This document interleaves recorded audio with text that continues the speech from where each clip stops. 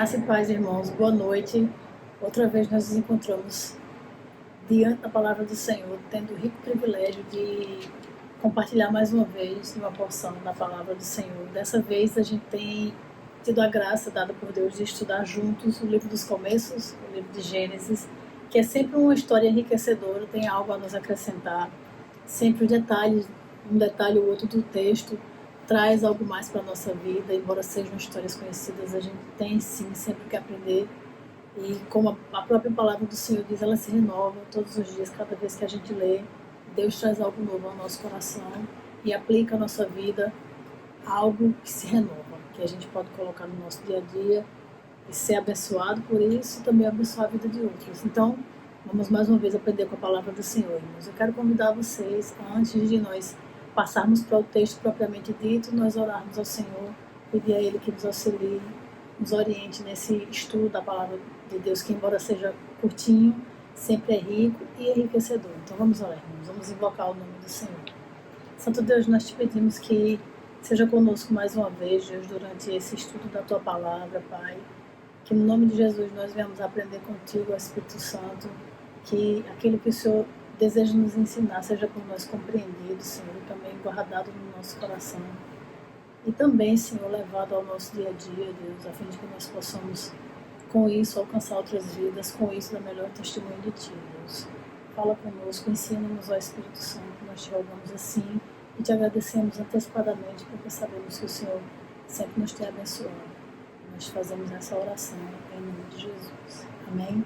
Então, irmãos, a porção de hoje que nós vamos abordar no livro de Gênesis se encontra no capítulo 9, nós vamos ver dos versos 20 ao verso 29.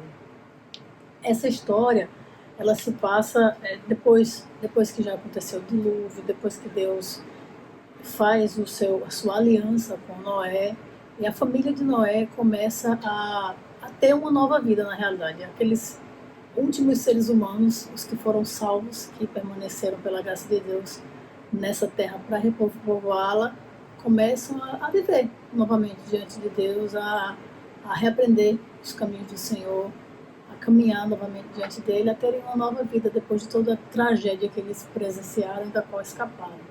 E esse texto no livro de Gênesis, irmãos, ele nos apresenta uma cena, um episódio que é carregado de significado e de relevância espiritual. A gente, quando lê rapidamente, muitas vezes nem percebe como é sério o assunto de que aborda essa passagem. Esse trecho, ele nos mostra Noé, aquele homem justo que caminhou com Deus, que foi visto por Deus como alguém diferente, e por conta da diferença de Noé, foi salvo ele, seus filhos, sua esposa e as esposas de seus filhos, e sobreviveram sim ao dilúvio, e agora esse mesmo Noé ele se tornou o ponto central, a figura principal de um episódio, no mínimo inesperado, algo que a gente não esperaria que acontecesse depois de ter visto este homem e sua família viverem o que viveram.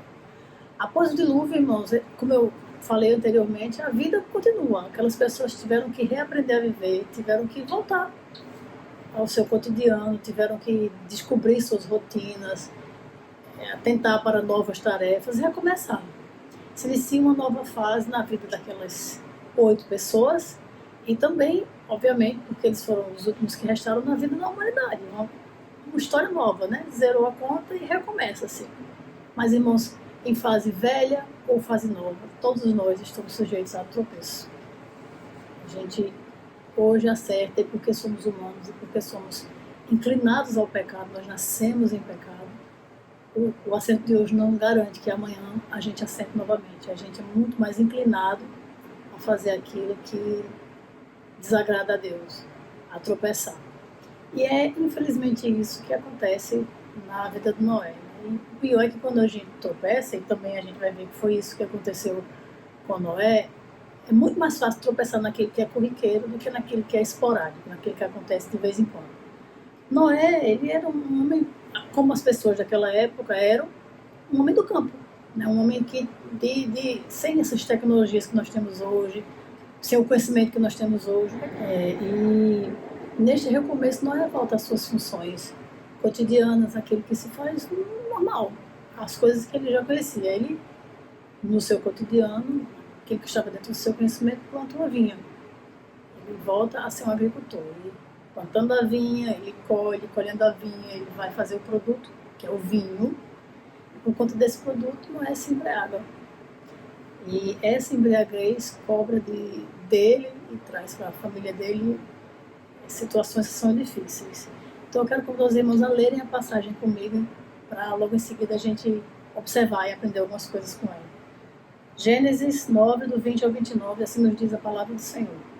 Sendo Noé lavrador, passou a plantar uma vinha. Bebendo do vinho, embriagou-se e se pôs nu dentro da sua tenda. Cã, pai de Canaã, vendo a nudez de seu pai, fê-lo saber fora a seus 2 irmãos.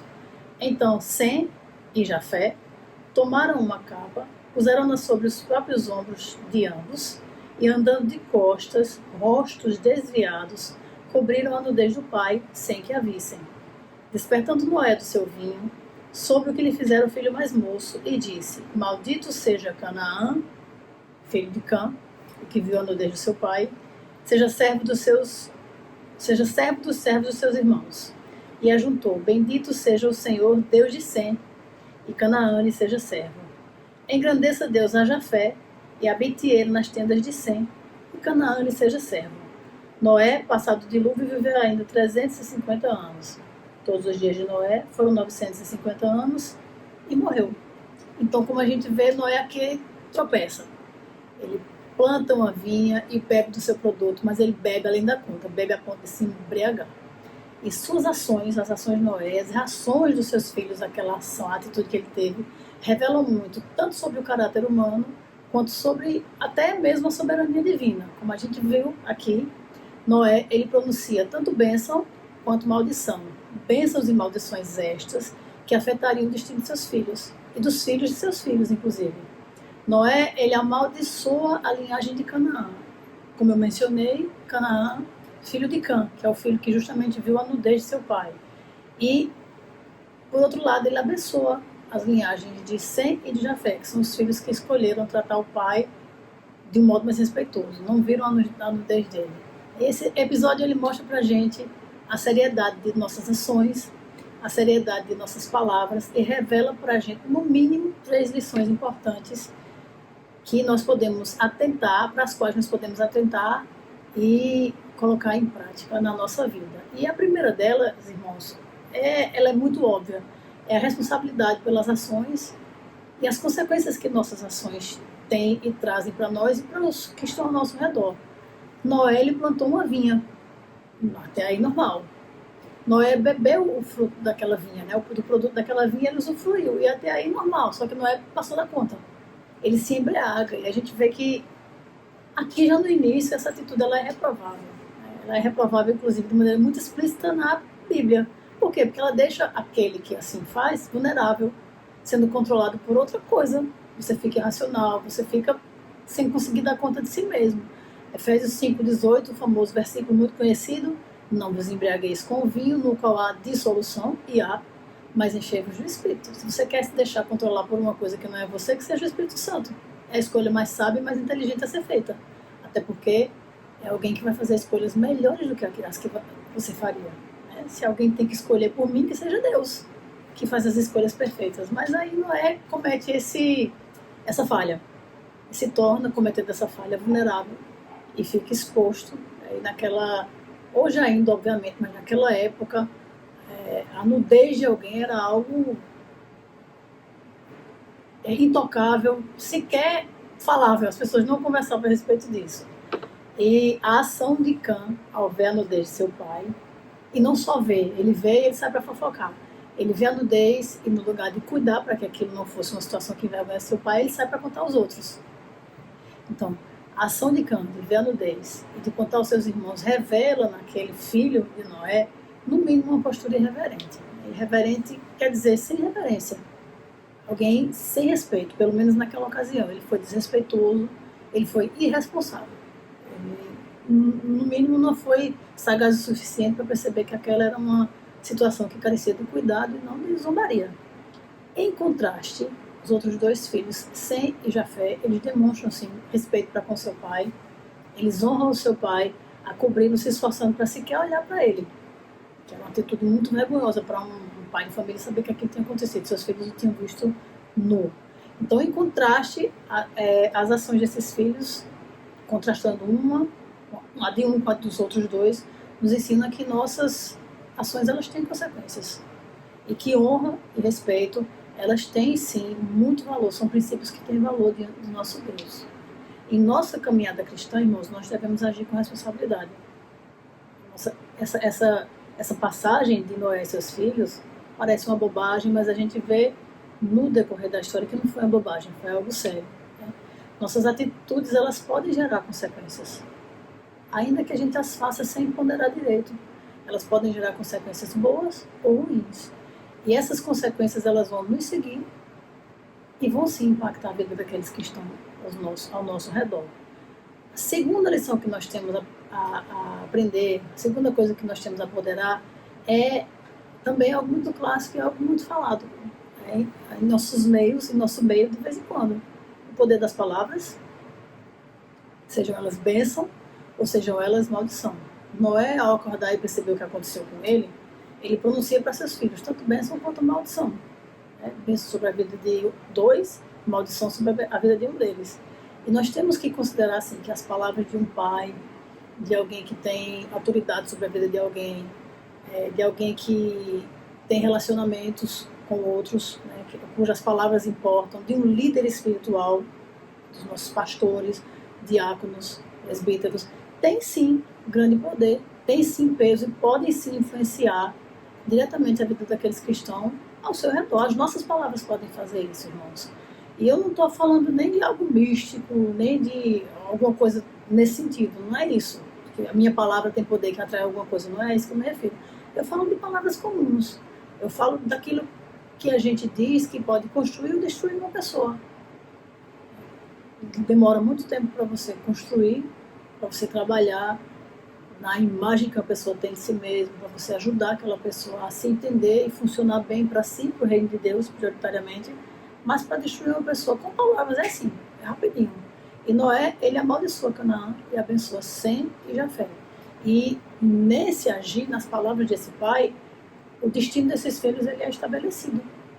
E não só desses filhos, mas dos filhos desses filhos. Esse episódio ele recorda a gente que as palavras têm sim poder de edificar e poder de destruir. E não é qualquer poder, é um enorme poder, tanto para o ouvido quanto para o coração daquele que recebe essa palavra, seja ela positiva ou negativa. Tem gente cuja linguagem do amor é literalmente palavras de elogio. A pessoa só funciona e só se sente amado se ouvir daqueles com quem ela se importa palavras que a coloquem no eixo, já façam se sentir assim. Imagina lidar com uma pessoa cuja linguagem de amor é essa, de um jeito que as suas palavras só façam ferir e menosprezar. Como servos de Deus, nós devemos usar nossas palavras com sabedoria. E eu não estou dizendo que Noé não tenha feito isso. Era uma outra época, um outro contexto. Ali, o que Noé falou tornou-se literal na vida daqueles filhos. Obviamente, de acordo com a soberania de Deus, nós vamos falar nela a seguir. Mas hoje, para nós, nossas palavras têm esse poder. Não misticamente falando, não estou falando de nada espiritual, estou falando de lógico. De auxiliar alguém na sua caminhada cristã ou atrapalhar qualquer pessoa no seu dia a dia, até na sua caminhada diante de Deus.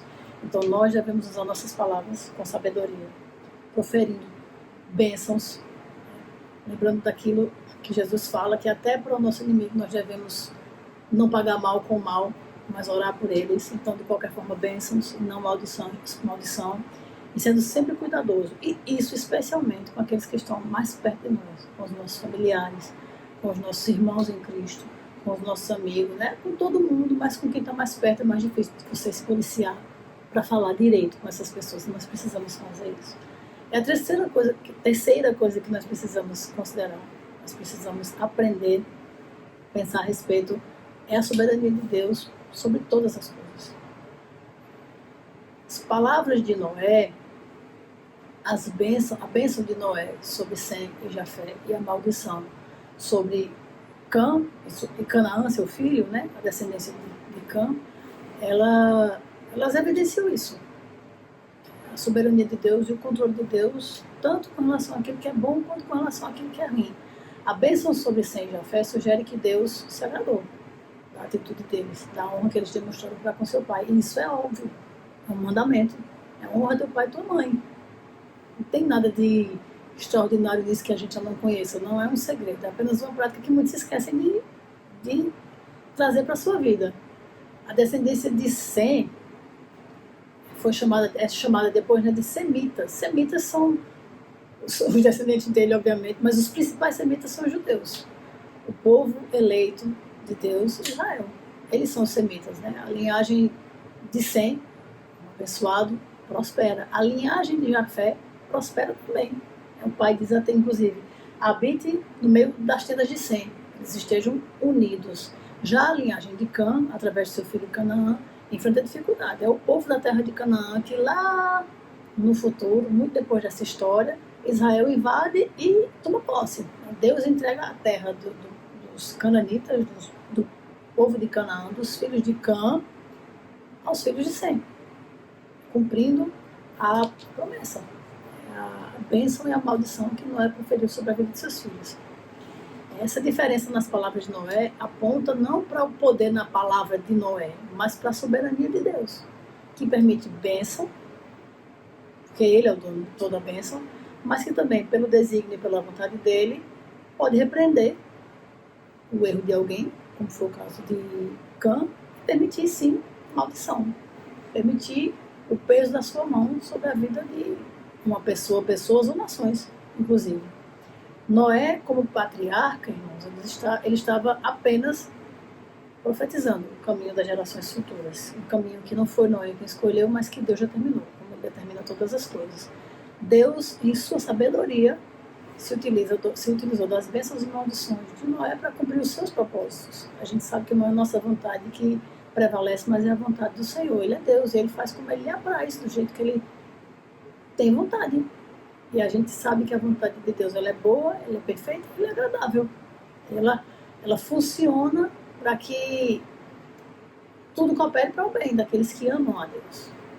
Ainda que a gente esteja em meio a situações em que a gente não entenda ou das quais a gente não se agrade. O Senhor sabe porque Ele permite o que Ele permite. Ele é soberano. E, por fim, para que nós possamos, tendo pensado a respeito desse texto, trazer para as nossas vidas atitudes que sejam práticas, que a gente possa colocar no nosso dia a dia de modo ativo, gostaria de sugerir como a primeira delas, cultivar o respeito e a honra dentro de nossas famílias. Para começar, em todos os âmbitos sociais por onde a gente caminha, a gente tem que honrar as pessoas e respeitá-las. Mas se isso tem que acontecer em todo lugar, com maior esmero ainda, com maior cuidado e zelo dentro de nossas casas. O exemplo de Sem e de Jafé, ao cobrir a nudez do seu pai, nos ensina, nos incentiva a promover essa cultura de respeito e de honra dentro de casa. A não expor o erro de nossos familiares, como Cã fez com o seu pai, que cometeu um erro e ele não foi suficiente ver, como também ele saiu para contar a outros. Nós aprendemos com os irmãos dele que nós devemos respeitar, devemos honrar, não precisamos expor os erros de ninguém, mas especialmente dos nossos familiares, nem de um ao outro, também especialmente, mais ainda fora de casa. Aquele ditado que é popular, não é bíblico, mas também não é errado: roupa suja a gente lava onde? Em casa. Tem assuntos que são privados que a gente deve tratar em casa, e tratar mesmo, até que Deus nos ajude a solucioná-los, mas não envergonhar ninguém, na realidade. Quem tem vergonha não faz vergonha, especialmente pessoas da mesma família envergonharem um ao outro fora de seu âmbito. Pais que envergonham um filho na frente do outro, ou irmãos que expõem erro do outro irmão. A gente não foi chamado para isso, nós fomos chamados para cuidar uns dos outros, para honrar uns aos outros, para proteger uns aos outros, tanto quanto possível, não passando a mão pela cabeça. Mas ainda que disciplinemos em amor. Foi isso que a gente aprendeu domingo passado. E essas atitudes, elas são atitudes que nos conduzem em direção à bênção de Deus. Isso é óbvio. Isso é muito claro. Em um mundo onde existem falhas, obviamente, e essas falhas, nos tempos de hoje, que a gente vive nessa loucura midiática, tudo vira notícia, tudo é exposto, não é exposto de uma maneira rápida, o pessoal fica em cima dos assuntos que podem tornar-se escândalos. Às vezes nem são tanto, mas se fala tanto que viram. Nós que somos crentes, o cristão, ele é chamado a cobrir imperfeições com amor. É como 1 Pedro 4,8 diz: sobretudo, amem sinceramente uns aos outros, porque o amor perdoa uma multidão de pecados. Perdoar não é deixar para lá, perdoar não é esquecer, perdoar não é tratar, perdoar é disciplinar, mas a gente não precisa expor e envergonhar eternamente ninguém. Parte da caminhada do arrependimento é sim a vergonha, mas é uma vergonha que traga conserto, e não que humilhe e que desmonte uma pessoa. Toda disciplina, ela é para amor e para correção, para que aquela pessoa volte ao caminho do Senhor, volte a caminhar com Deus de um jeito que agrada a Deus. E não por vingança nossa, não, a gente disciplina para se sentir bem com a situação difícil que o outro que está sendo disciplinado passa. Nós devemos, como uma segunda atitude prática, escolher palavras que edificam e que abençoam, para que sejam essas que preencham o nosso vocabulário. Eu me lembro do versículo: não sai de vossa boca nenhuma palavra torpe. Palavra torpe não é só palavrão.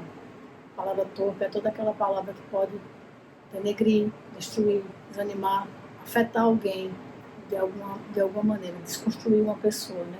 Torná-la menor, fazê-la sentir-se menor.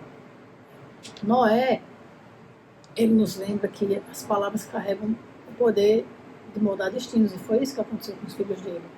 Nós devemos ser diligentes em abençoar nossas famílias e amigos, usando nossas palavras para encorajar e edificar, e até disciplinar. Né? Não é incorreto você corrigir o erro do outro, não. Contanto que o seu caminhar também não esteja incorreto, né? A gente tirar a trave do olho, a gueira do olho do outro, lembra da trave que está no seu. Cisquinho no olho do outro, tendo um ciscão no seu, não adianta. Não consigo corrigir assim. Mas estando com a vida certa de Deus, eu sou chamado para isso, para ajudar o meu irmão a caminhar corretamente. Nós devemos ser diligentes em abençoar família e amigos, usando nossas palavras para encorajar, edificar, em vez de proferir maldições e julgamentos precipitados. Que seja a nossa prática escolher palavras que sejam bênção, ainda que essas palavras sejam de correção, ainda que essas palavras sejam de disciplina, que nós possamos estar sempre buscando a orientação do Espírito Santo, enchendo-nos do Espírito Santo, para que as nossas palavras tragam para aquelas pessoas vida, tragam bênção para a vida das pessoas que estiverem ao nosso redor. O papel de pai, de mãe, de líder espiritual são sim oportunidades para semear bênçãos que sejam duradouras na vida de quem está perto da gente, daqueles que nos rodeiam. A terceira atitude prática que nós podemos incluir em nossas vidas é a confiança na soberania de Deus. E isso em toda e qualquer circunstância. Ainda que a gente esteja enfrentando desafios, ainda que a gente tenha sofrido ou esteja sofrendo consequências de nossas ações passadas, Deus é soberano. Se essas coisas permitem, é porque foi da vontade dele, é porque ele tem um propósito para isso. E a gente não pode se esquecer que Deus, ele pode restaurar todas as áreas da nossa vida, até aquelas que a gente olha assim e diz: não, aqui tem alguma coisa errada. Tem que ter algum tipo de maldição aqui. Está funcionando errado. De vez em quando eu escuto no trabalho: não, vamos chamar um pastor para poder benzer aqui, porque esse negócio está difícil. E o Senhor é quem tem o controle de todas essas coisas. Isso não invalida a nossa oração. A gente pode orar assim para que Deus mude nossa sorte. A gente precisa, na verdade, começar entregando o nosso caminho a Jesus, sabendo que Ele tem o poder de transformar, e o faz com excelência, de transformar mal em bem. Como Jeremias fala lá em Jeremias 29, do 12 a 14. Deus falando: então me invocareis, passareis a orar a mim, e eu vos ouvirei. Buscar-me-eis e me achareis quando me buscardes de todo o vosso coração. Serei achado de vós, diz o Senhor, e farei mudar a vossa sorte. Não tem maldição que a gente perceba, que a gente acredite, ou que porventura a vida nos leve a perceber, que não venha a ser alterada e moldada através do poder do nosso Deus, através do sangue de Cristo. A graça de Deus, ela é suficiente para restaurar a nossa vida, para nos conduzir a uma vitória, ainda que a gente aqui esteja em meio à tribulação. A principal vitória da qual a Bíblia fala é a vitória que é eterna. especialmente a vitória sobre o pecado e não somente a esperança, mas a certeza de estarmos com Cristo um dia, desfrutando especialmente da presença dele, mas também das bênçãos que a presença dele vai nos trazer, nem choro, nem lágrima, nem tristeza, diante de Deus eternamente, vivendo o melhor de todos os cenários possíveis. Se a gente quer uma bênção, quer viver em bênção, não tem nenhuma que supere essa. A graça de Deus basta. E essa confiança de que o sangue de Cristo é suficiente em nossas vidas, nos permite viver com esperança, sabendo que o nosso futuro, ainda que a situação atual esteja difícil, o nosso futuro pertence ao Senhor. Ele tem controle de todas as coisas. O Senhor é soberano. Que Ele age, sim, como a sua palavra nos ensina, para o bem daqueles que o amam. Noé, ao pronunciar bênçãos e maldições, ele traça diante de nós um contraste que é muito profundo. A linhagem de Sem, ela seria abençoada e foi abençoada, né? O povo através do qual o Messias veio ao mundo, o povo através do qual Jesus veio para nós. A linhagem de Jafé viveu sim em prosperidade e segurança, possivelmente se expandiu e habitou no meio da linhagem de Sem. E a linhagem de Cã enfrentou consequências especificamente através do filho que mais se destaca, que é Canaã, que veio sim a servir aos descendentes dos seus irmãos. Aquilo que Noé falou se cumpriu. Obviamente não pelo poder da palavra de Noé, mas pelo poder de Deus que controla todas as coisas. Esse paralelo, irmãos, entre bênção e maldição, aponta sim para a realidade espiritual daqueles que honram a Deus, que caminham com Ele, que experimentam sua bênção, enquanto aqueles que desonram a Deus e ignoram os princípios do Senhor, vão encontrar diante de si resultados que não são favoráveis, né? Situações que são mais difíceis. Até porque aqueles que confiam em Deus e honram a Ele, ainda que estejam em situações difíceis, passam todas elas na companhia desse Deus que é maravilhoso, e isso é suficiente. E quem não tem a Deus, a dificuldade é muito maior. Através de Jesus, porém, né, através da ação de Cristo, toda a maldição, a principal delas, que é a maldição do pecado, ela é quebrada. Todos aqueles que se arrependem e seguem a Cristo são consequentemente abençoados. Se não fosse por nada, somente por isso. Enfim, a história de Noé e seus filhos, citada nesse episódio de Gênesis 9, do 20 ao 29, revela, assim, e traz à nossa consciência, à nossa lembrança, a importância de nossas atitudes e de nossas palavras. E as consequências que essas atitudes e palavras têm para nós, para os outros e diante de Deus. Ele nos desafia a viver com responsabilidade, de modo que nós possamos ser abençoados e venhamos a abençoar quem está ao nosso redor. Respeitando a todos, foi o que faltou para a vida de Cã, e nos dando ao respeito, que foi o que faltou para a vida de Noé, que infelizmente se embriagou e perdeu o controle do que estava acontecendo ao seu redor naquele momento. É como diz Filipenses, né? Nos aconselha. Filipenses 4:8 diz assim: finalmente, irmãos, tudo que é verdadeiro, tudo que é respeitável, tudo que é justo, tudo que é puro, tudo que é amável, tudo que é de boa fama, se alguma virtude há e se algum louvor existe, seja isso que ocupe o vosso pensamento. E se ocupa o vosso pensamento, que dirá as nossas atitudes, escolhas e ações. Nós somos chamados a viver uma vida de respeito, nos respeitar a todos ao nosso redor. Quem quer respeito, se dá o respeito. Começa na gente. Especialmente nossos familiares, as autoridades que estão ao nosso redor, e especialmente a igreja para nós, presbíteros, diáconos, pastor.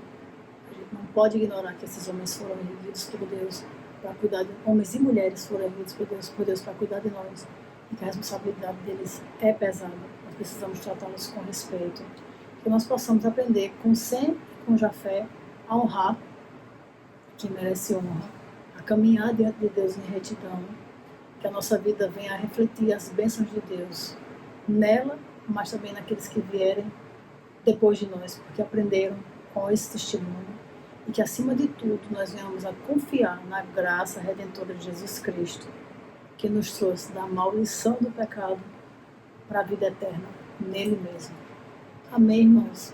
Que o Senhor nos abençoe, que nós guardemos a palavra do Senhor no nosso coração e consideremos essas coisas, essa palavra que tem poder de mudar completamente a nossa vida, a vida de qualquer um que dá atenção a ela e a trata com a honra que é devida.